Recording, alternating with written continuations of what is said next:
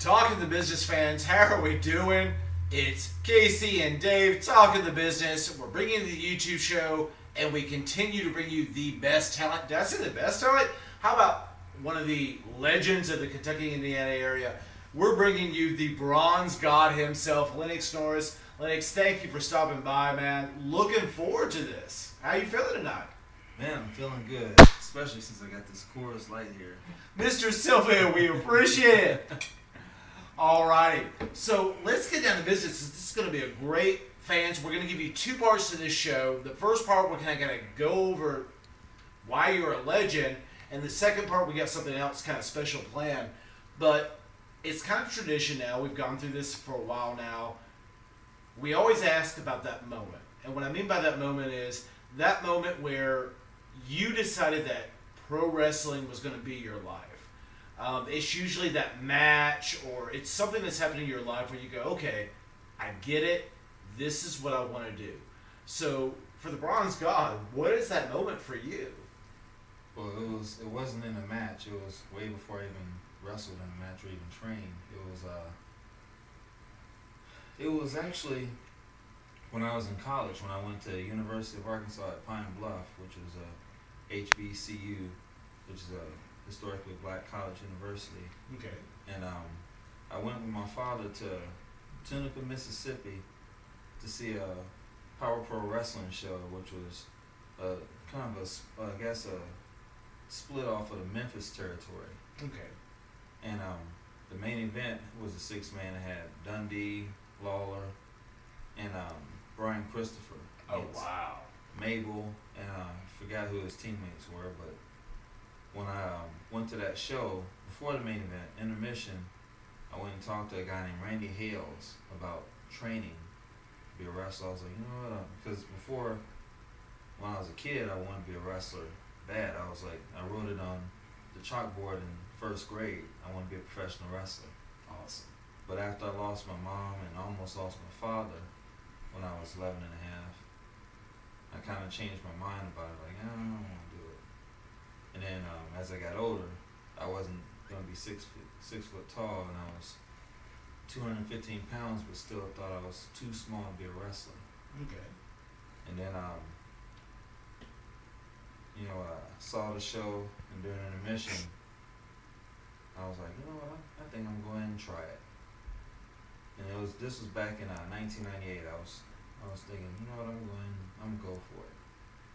And I was thinking about that throughout that show, and when asked Randy Hales about training, and from there, that started the ball rolling into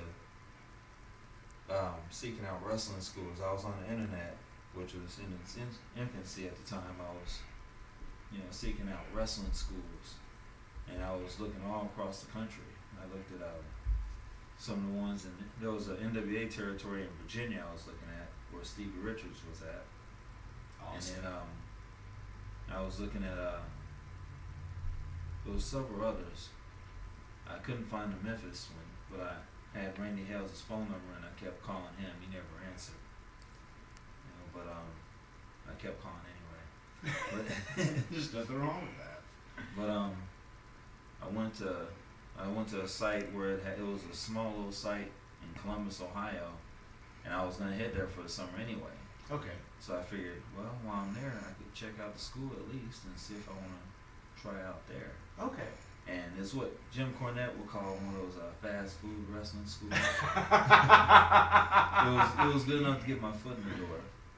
Well, and that's a big thing, but we're talking about 1999, 98, but it grew quickly because you actually had a tryout per se with ECW, and anyone who knows me knows that there is no bigger ECW mark in the world than me. So let's go into that. So about a year before ECW closes its door, and you're about a year and a half into the business, you're actually in the back room. How did that all kind of come about? Well, there were quite a few Columbus guys getting some shots at ECW, Okay. getting tryouts. Then actually get to try out in front of a crowd, but before doors open, like how WWE's been doing. Okay. Has done for years with their extras. we would set up with ring crew, and then and that ring was freaking heavy. Then you had to help with the guardrails too. Okay. And when we got done with setup, they try you out in the ring. And sometimes Heyman and Dreamer might be sitting there. Sometimes they might be out back just and being backstage just working out the matches. But there were a lot of Columbus guys were doing it. And there's a guy named Cliffhanger. I don't know if you know who Cliffhanger is. No. But a lot of guys in the area do. And he started with me. Well, he was one of the first guys I worked with and trained with in Columbus, Ohio. Okay. He's from there. And he and his partner fell out. So his partner, came to me and was like, you want to go on the road with me to ECW? My eyes lit up because, of course, I was watching. I was I was a big fan of ECW. I liked it because it was different. And, of course, I said, yeah. So we went to the Michigan loop. Okay. And that's where I met Dan Severn. He was looking to get into ECW at the time. Oh, wow. Okay. And they actually had him do an in-ring promo because that was his home state in Michigan. It was in Battle Creek. Mm-hmm. And ironically, Van Dam was filming a movie at the time. Yep. So he wasn't able to be there, but I met his brother. Okay. Who was going to try out there. Oh, wow. And were you intimidated? I mean, you'd only been in the business for a year and a half, and you're talking about Paul Heyman, Tommy Dreamer, Robin Van Dam, Dan Severn. I mean, the Beast himself. Was there an intimidation, or initially, yeah. Okay. Especially with one dude who was ironically the same ethnicity as me, and that was New Jack. Oh gosh! And the stories of New Jack are legendary. And I heard them before I got there. And so I spoke to him, introduced myself. Okay. But then just. Gotcha. Which I did with most everybody anyway, because I was already advised, early in the business anyway, even from the time I started, shake guys' hands and introduce yourself. Yeah. In a new area. Don't try to talk their heads off. Mm-hmm. You can have a little short conversation, especially if they're talking to you, speak when spoken to. But don't be yakking that. Don't be yapping up too much. So I would do that short conversation, speak when spoken to, and then go about my way. Gotcha. Just, the whole deal. Yeah. Close your mouth, open your ears, all that. You learn as much as you can, but let's be honest, New Jack's crazy. There's no other nice way of saying it. This is a man that jumped off a balcony and through a table. He's not all there. I can imagine being intimidated. But you know what's so surprising though? What's that? When we had our match, we had an actual tryout match at the next day because Battle Creek was TV. Okay. And we were in Usalani, Michigan State University for the house show. Okay. The following Saturday, because they taped on Friday and then they had a house show on Saturday. And of course, ring set up and all that stuff. And we got the ring set up. We did our trial matches, and Shawn Michaels trainees, they were there. Okay, that was back when Bryan Danielson was actually one of his very first classes, if I remember correctly. Yeah. Okay. And he wasn't there, but some of the other trainees were. Okay. And I think Michael Shane was there. He even had a Michael match Shane, with Red Dog that night. And we did our, tryout match in front of Heyman and Dreamer. Oh wow. And they said ours was the best tryout match. Oh. And they loved how they loved my selling, and they got on my opponent about his facial expressions. And that's such a huge part of the business, and everyone knows I'm a Paul Heyman guy, and I think he's one of the best creators of stories in the business today. So that had to be a huge compliment. But unfortunately, like I said, the ECW, the doors closed in 2001. And you wrestle around, but come 2005, you have an opportunity to meet another type of legend in Rip Rogers. And we got to move to the OVW story because, Rip is a legend when it comes to training and is highly respected. So how does that come about where you kind of cross that door into OVW? What happened was, 04, I was kind of frustrated with the wrestling business and stuff, and I very nearly quit. I was gonna quit. I was gonna say, forget it. I'll just try something, find something else to do. That's happened at least twice in 15 years, by the way. But most recently here, and I was in Arkansas, and I was still thinking of it. Like I go to the Memphis wrestling shows. It was 2 hours away from Little Rock, my hometown, and I was thinking of wrestling there. I was calling Corey Macklin, called him off and on for a year. Okay. Only got a hold of him one time. Rest of his soul, he's gone now. But damn, why didn't he give me a chance? I was ready, damn it. But I kept peeking at OVW's website here and there, and I said, you know what, and I decided to go in and try it. Like, you know what, I'm going, I'll go for it. Okay. I kept looking at the developmental guys, and I said, I can match up to some of these cats, and go ahead and put down the 585 I had to put down for the seminar/tryout. Okay. The same gimmicks that ROH does, and they actually hire guys out of those seminars. Yes, Delirious is famous for that. Yes. And I went ahead and I had a car, but I didn't trust my '93 Thunderbird to make it 8 hours round trip. So I actually took the bus, despite having a car. I took the bus to Little Rock that weekend. Came across some old friends from West Virginia. Oh, okay. Who was Josh Diago and Eric Darkstorm from West Virginia. Okay. They tried out, and I got to work got to wrestle Darkstorm in the tryout. So that was kind of cool. Oh, most definitely. And my promo sucked, but well, I mean, but that was going back from your background and getting to that point, and Rip's a very old school guy, and that kind of started something with there. And then I guess we kind of have to go from there into the Kentucky Athletic Administration, because fans, if you don't know, certain states have these wonderful people that want to make sure that all the athletes are just licensed and well, and some don't, and license sometimes elapse and things of the such. So you left OVW for a while, but then you came back actually and had a nice run for a couple of years. You seem to have a really good relationship, or had a good relationship with them. Is that correct? actually, it's being repaired. But back in 2012, 2011, 2012, we once again I was starting to get frustrated. Okay. Because sometimes OVW overall, like, their training is top notch. It is, when they talk about their training, it is truly the heart of the Matt professional wrestling. Campanelli and Rip Rogers, yeah, most definitely. Yep, and when Dinsmore was there. Dinsmore, yeah, obviously Al Snow's worked there also, so. Yeah, so all those guys, and then some of those guys that come in, there'll be, you'll have names that come in there. Mm-hmm. That, not just, indie names, so I'm talking like. Names, yeah. Even without WWE being over, they'll come in on their own.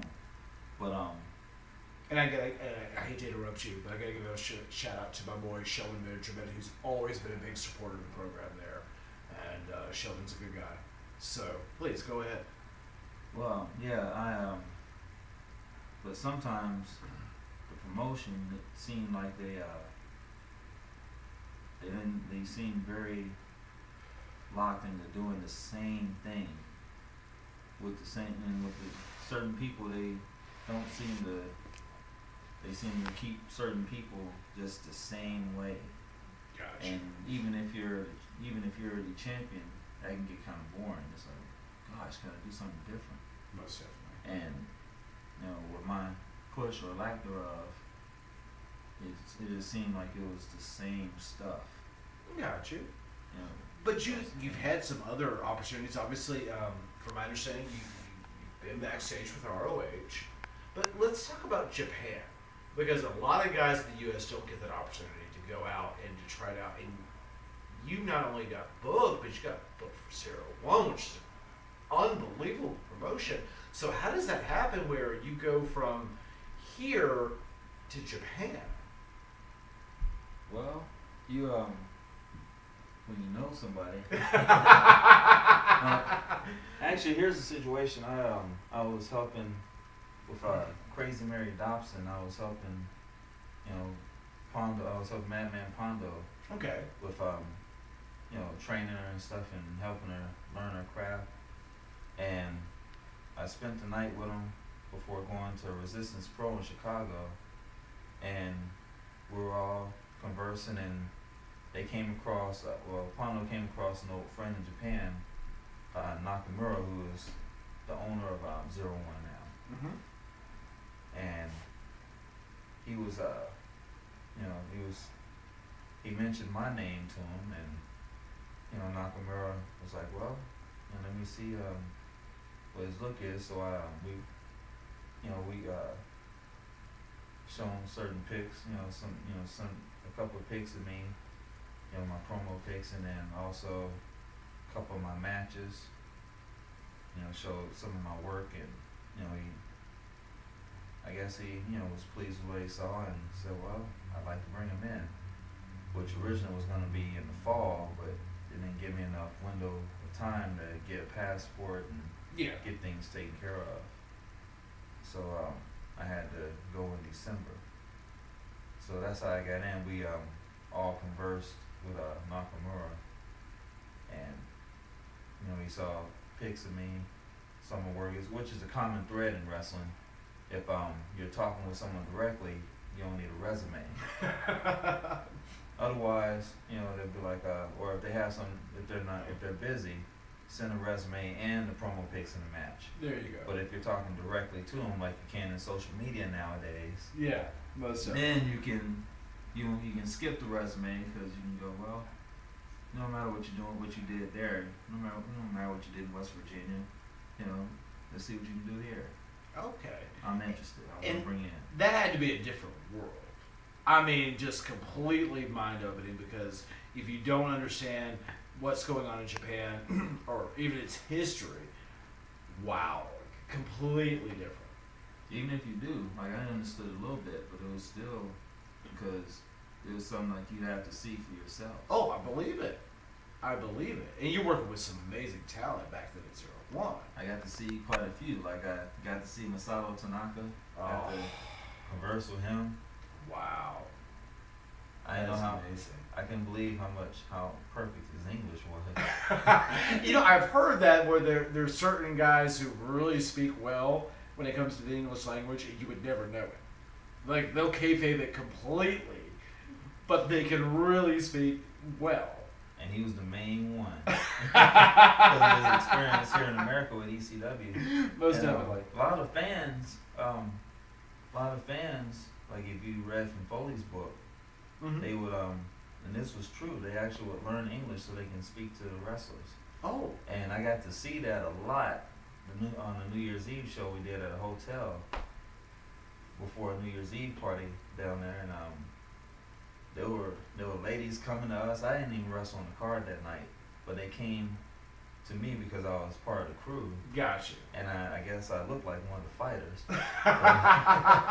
So they came to me too, and wow, they were pretty attractive Japanese women. There's nothing wrong with that, and I can say that Dave has. I am sorry, I know you're happily married, but I know you have a thing for Asian women, so I'm just going to leave it at that, Dave. Love y'all to death. Don't put them out there like that, though. It's all good. It's all good. And, Japan's actually going through a huge renaissance right now with the popularity of New Japan especially. It probably hasn't been as big as it is in maybe 10 years, 15 years. But New Japan's absolutely blowing up right now. Obviously, and it's the Ganjas that are having a big part to do with that. Obviously, the Bullet Club, and when you talk about your top 5 wrestlers in the world, if you can't put Okada and Nakamura in there, then you really don't understand wrestling. I think they're 2 of the best right now. Sounds like WWE does. They look like they've been. Yeah, they spent some cash down there lately. Let's be honest. I'm ecstatic to see Nakamura come back to the U.S. full time, and Gallows and Anderson. If you've never seen a Carl Anderson match, do yourself a favor, get on YouTube. This is one of the best workers there is out there right now. Absolutely amazing. Wow, gosh, you go from Japan and we go into. You're working like 5 different promotions right now in the area. You want to talk about UWA, KDW, SWE, WCC. I can bring out the alphabet. And the thing is you have titles in all of them, don't you? It's got to be tough to be the Bronze God these days. It is. All the hardware I got to carry. It's a lot of belts, my friend. Yeah, I know. KDW, I don't currently. I lost it to Austin Bradley in a 3-way match. Okay. But I'm chasing it to get it back real soon. Uh-huh. And I'm gonna lay these soup bones on him. I'm gonna shut that big mouth of his and bring it back. Wow. When you work in 5 promotions in an area, you got everyone gunning at you. But it also shows the respect also for what you're doing. Fans, this is just part 1. Part 2, we're bringing back the Bronze God. We're going to go over his feelings about the independent scene today, a bunch of other questions that we've got. And, I mean, this has been fun, but this is just the beginning. So, for the Bronze God himself, Lennox Norris, and KC, oh, look at that! Look at that! The soup bones are, it's only I can say, deuces!